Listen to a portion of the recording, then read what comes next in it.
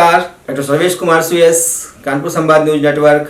आज की सिटी हलचल में आपका स्वागत है। कानपुर देहात के मूसानगर के भुंडा गांव के पास एक युवक पेड़ में लटकता शव मिलने से परिजनों ने हत्या की आशंका जताई है। पुलिस शव को पोस्टमार्टम भेजने के बाद मामले की जांच कर रही है। कानपुर के पुलिस कमिश्नर असीम अरोड़ा ने कमिश्नरी पुलिसिंग लागू होने के बाद विभाग में भ्रष्टाचार को समाप्त करने के लिए आंतरिक विजिलेंस बनाने को कहा है, जिसकी शुरुआत यातायात पुलिस से की गई है। डीसीपी यातायात BBGTS मूर्ति ने गोपनीय जांच कराई थी, जिसमें शहर के उन स्थानों को चिन्हित किया गया है जहां पर ट्रैफिक पुलिस वसूली करती है।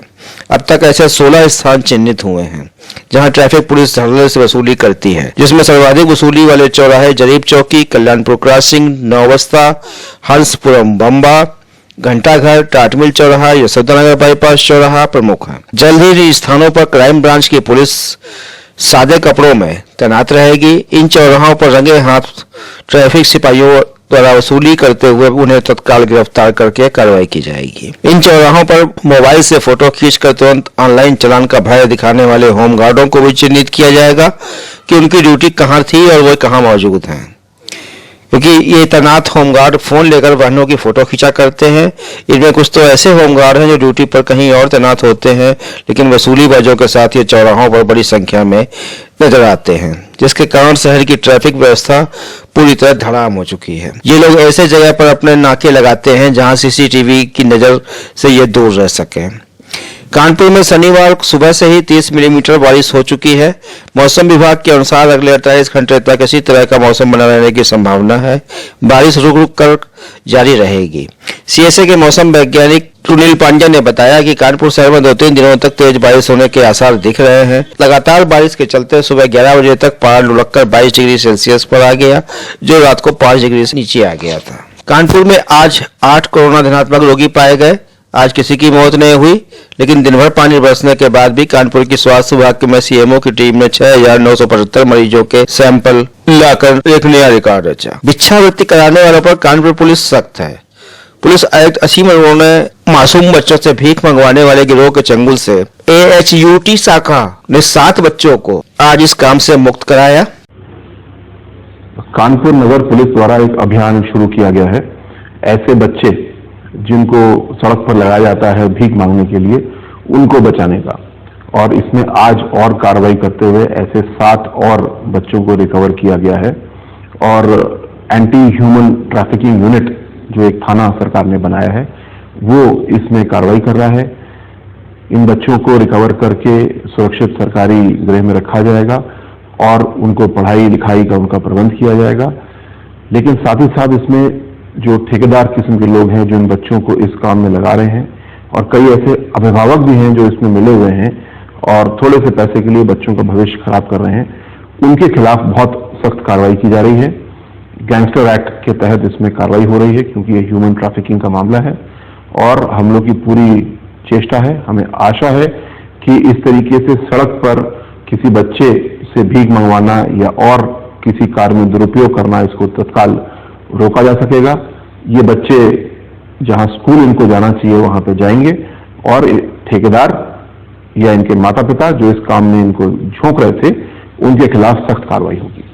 उत्तर प्रदेश सरकार ने 146 वर्ष पुराने गंगा ब्रिज का शुक्लागंज पहुंचकर उसके संरक्षण के लिए केंद्रीय सड़क अनुसंधान संस्थान के अधिकारियों के साथ कमिश्नर राजशेखर ने आज उसकी विजिबिलिटी रिपोर्ट तैयार करवाई। गौरतलब है, कल बरसते पानी में कमिश्नर डॉक्टर राजशेखर केंद्रीय सड़क अनुसंधान संगठन नई दिल्ली के अधिकारियों के साथ नाव पर बैठकर पुलों की दर की कोठियों को देखने गए थे।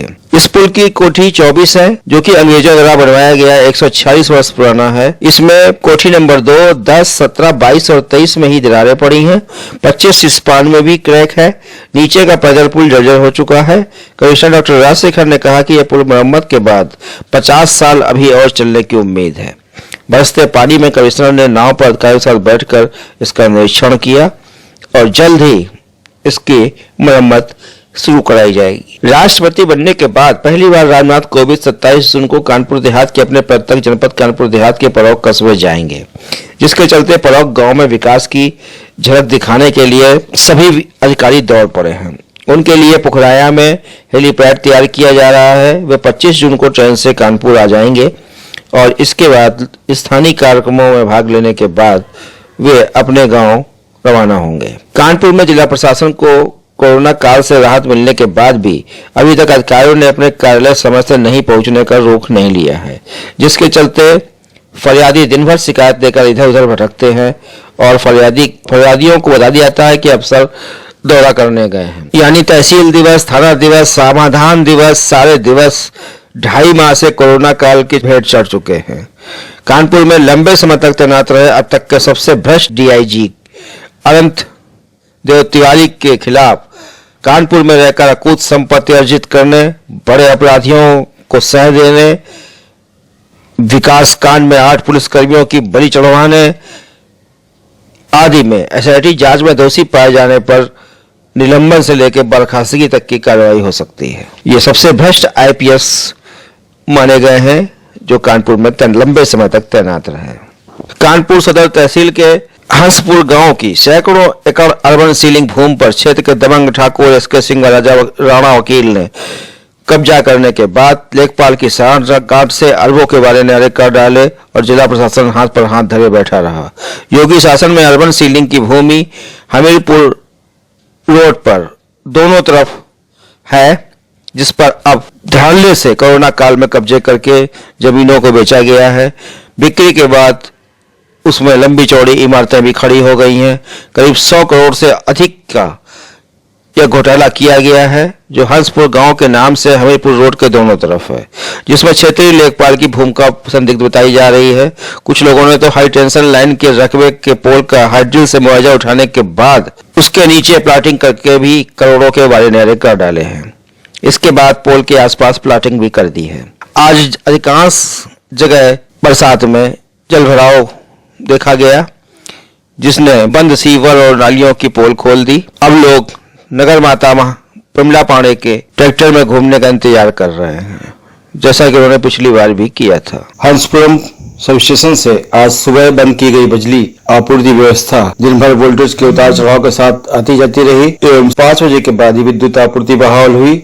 वहीं जलकल ने आज जलापूर्ति की सप्लाई बहुत कम समय के लिए की, ताकि उफनाते सीवरों से उसकी पोल खुल न सके। आज की सिटी हलचल में बस इतना ही।